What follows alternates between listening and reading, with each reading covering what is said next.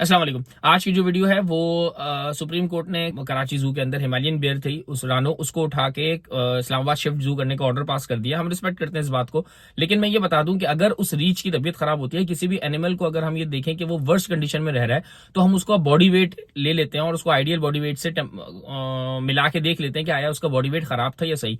एक welfare animal ही welfare organisation की एक साहिबा थी, वो चैनल में बैठ के बोल रही है कि ये 26 साल की है, तो जिसने कैप्टिविटी में 26 साल गुजार लिए, नॉर्मली उनकी जो लाइफ स्पैन होता है वही 25 से 30 साल होता है, और ये बेयर वो लाइफ स्पैन अपना गुजार चुकी है कैप्टिविटी के अंदर। सेकेंडली, उसको वेट कर लिया जाए तो आपको पता चल जाएगा आइडियली कि आया उसका वेट सही है या गलत, क्योंकि अगर बकौल इनके एनिमल को बहुत बुरे तरीके से रखा हुआ होगा तो ऑब्वियसली वो अपने आइडियल वेट से अंडरवेट होगी। अगर वो अपने आइडियल वेट से अंडरवेट नहीं है, इट्स मीन कि उसको सही खाना पीना मिल रहा है। एक सर के एक छोटे जख्म से आप ये अंदाजा लगा रहे हैं और ये प्रोपेगेंडा कर रहे हैं कि यार वो एनिमल को बहुत बुरे तरीके से रखा हुआ। वाइल्ड एनिमल के लिए जिसने पटिशन दायर करी और जो फैसला कर रहा है, इस सब के मामले में कोई भी वाइल्ड एनिमल एक्सपर्ट या जू का बंदा या एथोलॉजिस्ट या कोई भी वाइल्ड एनिमल की फील्ड का आदमी नहीं है। सब लेमैन उठे, लेमैन ने प्रोटेस्ट किया क्योंकि उनको डोनेशन आते हैं, उनके पास बहुत सारा टाइम है, वो कर सकते हैं। हम ऑब्वियसली जैसे अपने काम धंधों में लगे होते हैं, ऑब्वियसली हम जा जाके प्रोटेस्ट करना हमारे लिए बहुत मुश्किल होता है क्योंकि ऑब्वियसली सारे जॉब पर्सन होते हैं।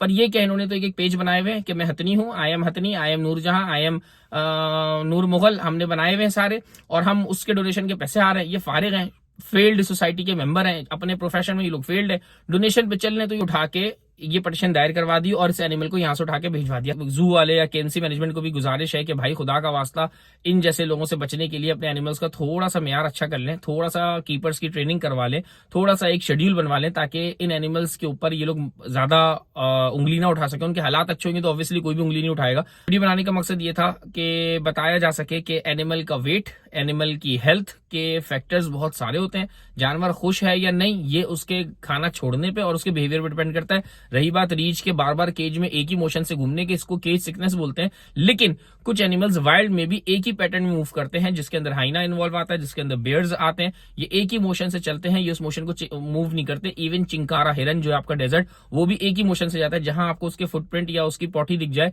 उसी को आप फॉलो करें, वो उसी रास्ते में दोबारा हर दिन या हर एक शेड्यूल के बाद उस रास्ते से गुजरता है। वाइल्ड में भी एक ही पैटर्न से चलते हैं।